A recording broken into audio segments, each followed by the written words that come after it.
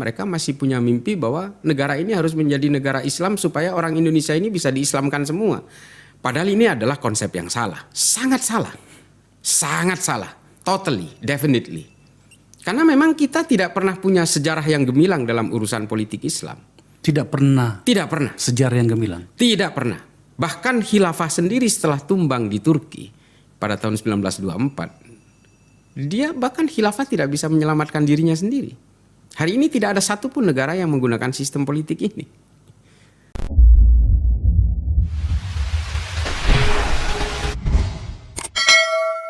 Dalam konteks kita masuk pada bagian yang paling menarik dari Anda.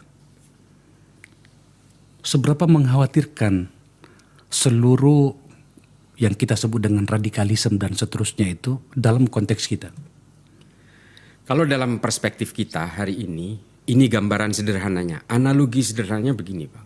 Ketika ini saya dari perspektif Densus 88, tempat saya bekerja sebagai tenaga ahli pencegahan. Ini belum ditanya saya udah jawab nih. Mungkin ini jawaban juga kepada pemirsa. Kan sering saya dibilang saya ini kerja dengan BNPT. Saya jawab duluan, saya ini tenaga ahli pencegahan radikalisme, ekstremisme, terorisme di Mabes Polri, dalam hal ini Densus 88. Dulu ketika Densus itu baru dibentuk, berbagai target di banyak wilayah itu hanya beberapa satuan tugas wilayah, Satgaswil. Artinya beberapa provinsi saja. Misalnya Sulawesi Tengah ada Palu, Poso, Parigi Mutong dan sebagainya. Terus Lampung, mungkin sebagian di Jawa Tengah, sebagian di Jawa Barat, sebagian Jawa Timur. Hanya wilayah-wilayah tertentu. Hari ini semua satuan tugas wilayah Densus 88 di 34 provinsi itu semua punya target-target pantauan. Artinya apa? Ini sudah spread out, sudah menyebar rata di semua wilayah, bahwa semua wilayah itu gerakan-gerakan kelompok radikal ini sudah ada. Kalau dulu kan hanya wilayah-wilayah tertentu, hanya mungkin 3, 4, 5 spot. Tapi hari ini 34 provinsi semua satuan tugas wilayah itu punya target pantau masing-masing. Nah ini kan sudah mengkhawatirkan.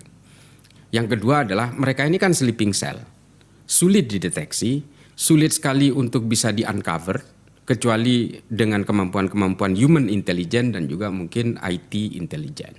Nah, ini memang sangat mengkhawatirkan di mata saya. Tadinya saya juga tidak berpikir bahwa ini masih belum sebatas mengkhawatirkan. Tapi ketika saya bekerja dengan Direktorat Pencegahan di Densus 88, saya jadi mengetahui semuanya bahwa ini sudah kronis. Sudah sangat betul-betul tahap mengkhawatirkan. Untungnya satu aja Bang. Satu aja yang masih bisa memberi ruang kepada kita untuk sedikit bernafas gitu. Kelemahan dari kelompok-kelompok teror ini adalah menciptakan momentum of terornya. Seperti apa? Ya mereka ini selalu menunggangi kejadian-kejadian yang sifatnya revolusioner atau kejadian-kejadian yang kaotik sifatnya. Ini sebenarnya bukan hanya permasalahan kelompok teror di Indonesia. Di kelompok teror di seluruh dunia yang belum termobilisir secara rapi, ini biasanya memang menunggu momentum of terornya yang sulit. Makanya mereka ini gerakannya hanya sporadis. Seperti bom Astana Anyar kemarin. Yang bisa dia lakukan hanya menyerang simbol-simbol negara, tapi memantik trigger revolusi itu sulit. Kalau 98 itu, kelompok teror di Indonesia sudah serapi hari ini, mungkin mereka juga ikut serta bersama mereka membajak berbagai kelompok-kelompok aksi itu, dan bisa jadi hari ini Indonesia sudah dikuasai oleh mereka. Anda menggunakan kata rapi. Ya. Bagaimana kita harus memahami kata rapi itu? Dalam banyak pikiran, apakah rapi itu bisa dimaknai bahwa mereka telah siap untuk bergerak dan tinggal menunggu momentum untuk itu?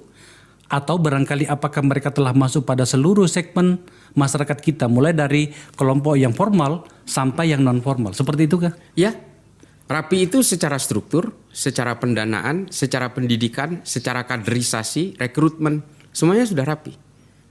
Satu-satunya di Indonesia yang sangat rapi seperti itu adalah Jamaah Islamiyah.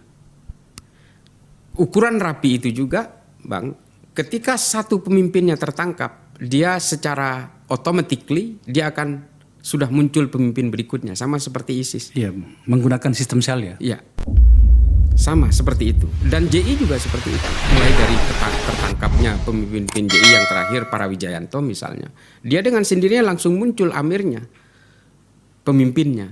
dengan struktur yang luar biasa, dengan bidang-bidang yang sudah berfungsi sesuai bidangnya masing-masing. Rekrutmennya jalan, semua jalan. Dan ini memang di atas permukaan tidak bisa dideteksi kecuali kekuatan intelijen. Tadi kan di bagian awal Anda mengatakan bahwa ini sudah masuk pada wilayah yang terlalu jauh. Pertanyaan utamanya bagi kita sekarang itu begini, Mas Islan. Apakah ini karena keyakinan, ansih, atau karena politik? Tadi kan di bagian awal tadi menggunakan politik. Kalau bagian politik, ada yang bisa dipahami di situ bahwa mereka mungkin kecewa. Kelompok Islam, kata mereka. Saya gunakan kata mereka. Versi mereka. Versi mereka itu tidak cukup mendapatkan peran-peran di dalam pengelolaan negara. Salah satu varian pendapat mengatakan begitu. Meskipun dibantah oleh katakanlah misalnya oleh Menko Polhukam, Pak Mahfud dengan argumen yang menurut saya cukup lengkap. Kalau menggunakan kata keyakinan, apakah mereka tidak melihat pada apa yang terjadi pada fenomena Arab Spring? Bagaimana negara-negara apa itu hancur karena hal-hal seperti ini. Bagaimana kita harus memahami situasi ini, Gus? Kalau saya sepakat sih dengan apa yang sudah diketengahkan oleh Pak Mahfud waktu itu. Ini bukan hanya persoalan kekecewaan ruang-ruang politik dari para pemeluk agama secara regional sebenarnya. Ini kan sebenarnya cita-cita politik lama. Kelompok-kelompok pengusung teokrasi ini kan selalu menggunakan refleksi masa lalu yang dianggap paling ideal. Ini kan memang selalu gerakan-gerakan pan-islamisme, gerakan-gerakan khilafahisme. Ini kan selalu menggunakan referensi ideal masa lalu. Dia menganggap bahwa Islam itu pernah jaya karena menguasai ruang-ruang politik. Dia menguasai wilayah-wilayah politik yang selalu digaungkan oleh mereka kan penaklukan Konstantinopel, penguasaan politik Islam di Andalusia, dan juga Islam pernah berjaya dan menjadikan Baghdad sebagai epicentrum politik dunia dan sebagainya. Yang dilihat kan dalam sisi itunya. Tapi kan mereka tidak pernah melihat sisi kegagalannya setelah itu. Nah, cita-cita pan-islamisme ini yang kemudian digaungkan oleh mereka bahwa kita harus menegakkan agama ini dengan menegakkan daulah khilafah Islamiyah. Semua gerakan-gerakan teror itu selalu punya tujuan itu. Karena tafsir-tafsir agama ini sudah dimodifikasi menjadi gerakan-gerakan ideologis politik. Sehingga kalau kita perhatikan Al-Shabaab, Boko Haram, Hasan Turabi, Laskar At-Taibah, Jabatun Nusro, semua gerakan-gerakan ini selalu bersifat pemberontakan kepada negara atau sifatnya separatisme. Kurang lebih seperti itu. Artinya apa? Mereka ingin menguasai, menghegemoni ruang-ruang politik dengan anggapan bahwa ini bisa dihomogenkan semua menjadi Islam versinya mereka. Mereka tahu Islam di Indonesia ini mayoritas misalnya, tapi kan bukan Islam versinya mereka. Makanya mereka masih terus bergerak untuk menegakkan daulah Islamiyah yang menurut dia Islamiyah versinya mereka ini. Nah, ini yang kemudian bergulir di kita. Semua organisasi teror itu kan punya tujuan politik semua. Semua di seluruh dunia semua. Artinya kalau gerakan-gerakan yang tidak punya tujuan politik ini kan akhirnya memang menuju dakwah-dakwah Islam yang sifatnya soft seperti aliran-aliran tasawuf dan sebagainya.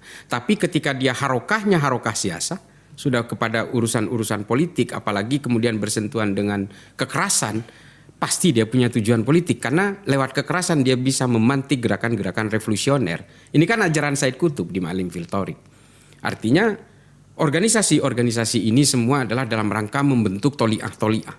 Kesatuan-kesatuan elit kecil yang kemudian dieskalasikan menjadi satu kekuatan revolusi. Yang tadi yang saya sampaikan, kenapa kemudian kita dan khususnya lagi teman-teman atau kelompok yang sedang melakukan berbagai hal untuk membentuk khilafah, khalifah dan segala macam itu tidak belajar dari apa yang terjadi di Timur Tengah yang saya sebut tadi dengan kehancuran oleh Arab Spring itu tadi.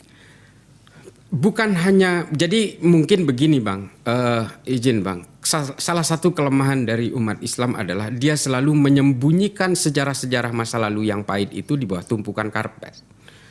Ini kebiasaan kita selalu berusaha menghindar dari sejarah-sejarah yang kelam, sehingga kita tidak bisa belajar dari sejarah-sejarah yang getir itu.